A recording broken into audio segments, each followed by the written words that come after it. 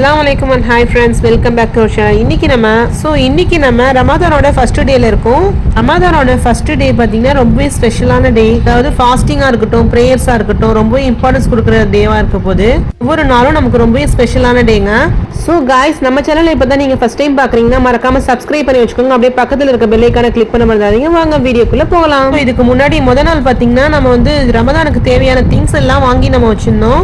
அதாவது மல்லிகை ஜாமான் இருக்க போக நமக்கு தேவையான ஜாமான்கள் எல்லாமே நம்ம வாங்கி வச்சாச்சு. இந்த மாதிரி ப்ரிப்பரா முன்னாடியே வாங்கி வச்சிட்டேன்னு சொன்னா நமக்கு ரொம்பவே ஹெல்ப்ஃபுல்லா இருக்குங்க. அந்த மாதிரி நம்ம வந்து வெள்ளை சுண்டக்கல்ல தான் வாங்கியிருந்தோம். கருப்பு சுண்டக்கல்ல வந்து வாங்கல, ஆல்ரெடி வீட்டில் இருந்துச்சு அப்படின்னு சொல்லிட்டு.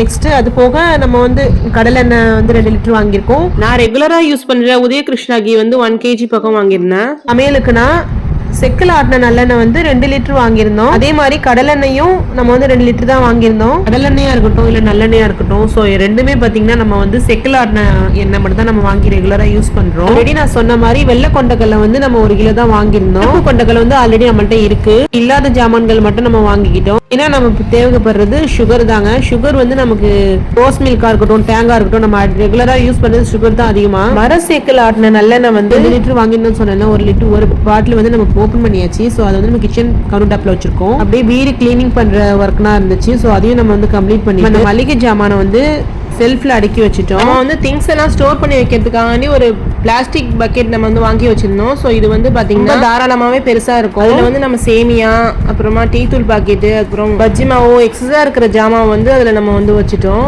ராகி சேமியாவும் இதுல தான் வச்சிருக்கேன். ஸோ இது என்னன்னு பாத்தீங்கன்னா வெள்ளை மிளகு தான். நம்ம வந்து முந்திரி பாதாம்லாம் இருக்கு பாருங்க, அது நான் ஆல்ரெடி வாங்கி வச்சிருந்தோம். ஸோ அது மட்டும் வாங்கல. நம்ம மிளகு, சீரகம், வெந்தயம், கடுகு எல்லாமே வாங்கியாச்சு. பவுடரா இல்லாம இந்த மாதிரி இருந்தா தான் நம்ம பிரியாணி மசாலா செய்யும் போதுனா எடுத்து போட்டு செய்யறதுக்கு ரொம்ப ஈஸியா இருக்கும். மாதிரி கண்டெய்னர்ல நம்ம வந்து ஸ்டோர் பண்ணி எப்பவுமே வச்சிடுறது.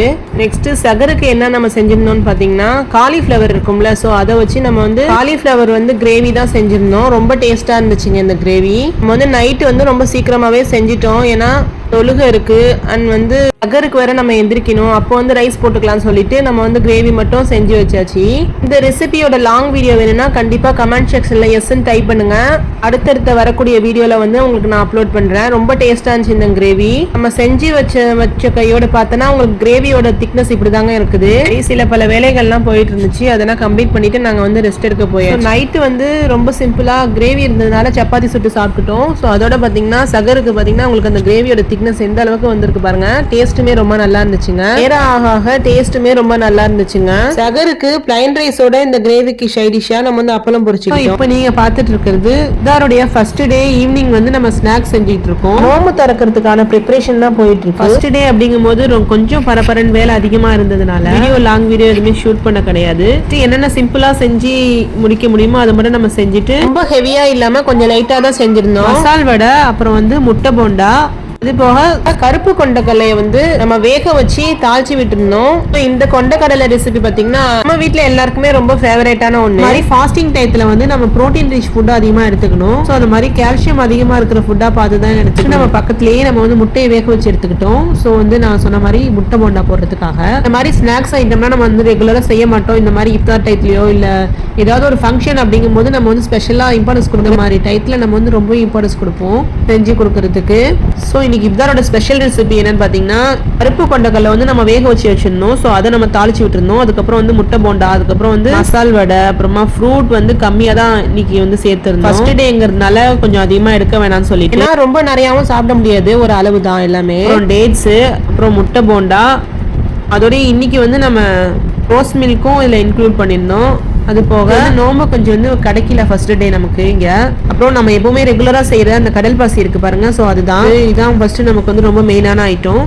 இந்த கடல் பாசியில நம்ம வந்து பொமிகிரானட் போட்டு நம்ம வந்து செஞ்சிருந்தோம். ரொம்ப நல்லா இருந்துச்சுங்க. இதை பார்த்துட்டு எப்படா நோம்பு திறப்போம்னு ரொம்ப ஆர்வமா எடுத்து பக்கத்துல வச்சுக்கிட்டு ரெடி பண்ணிட்டு இருந்தாங்க. அப்புறம் அந்த நேரத்துல துவா பண்ணிக்கிட்டு இந்த மாதிரி மூமெண்ட்ஸ் இருக்கு பாருங்க, ரொம்ப ப்ரீஷியஸான மூமெண்ட்ஸ் தான் சொல்லணும். இந்த நோம்பு வந்து நமக்கு திரும்பவும் கிடைக்காது. இன்னும் 1 வருஷம் ஆகும் இந்த நோம்பு வரதுக்கு. நம்ம பிரேயர்ஸா இருக்கட்டும், ஃபாஸ்டிங்கா இருக்கட்டும், எல்லாமே நமக்கு வந்து ரொம்ப இம்பார்ட்டன்டான ஒரு விஷயம். அதே மாதிரி நோம்பு திறக்கும் போது ரொம்ப ஒரு ஹாப்பினஸா ஒரு ஃபீல் இருக்கும். நோம்பாளிகளுக்கு நோம்பு திறக்கிற நேரம் இருக்கு பாருங்க, அது ரொம்பவே அழகான நேரம். ஒரு பெரிய சந்தோஷமா இருக்கும் அந்த நேரத்துல. இந்த நோம்பு நாள்ல உங்க எல்லாருக்குமே வந்து அல்லாஹ் அருள் புரியட்டும் இன்ஷா அல்லாஹ். வரக்கூடிய நாட்கள்ல நம்மளோட சேனல்ல வந்து பாத்தீங்கன்னா vlogs அண்ட் ஹெல்தியான ரெசிபிஸ் வந்து வந்துகிட்டே இருக்கும். சோ நீங்க எதையும் மிஸ் பண்ணாம இருக்க நம்ம சேனலை சப்ஸ்கிரைப் பண்ணி வச்சுக்கோங்க. இந்த vlog உங்களுக்கு பிடிச்சிருந்தா உங்க ஃப்ரெண்ட்ஸ் அண்ட் ரிலேட்டிவ்ஸ்க்கு ஷேர் பண்ணுங்க. தேங்க்யூ.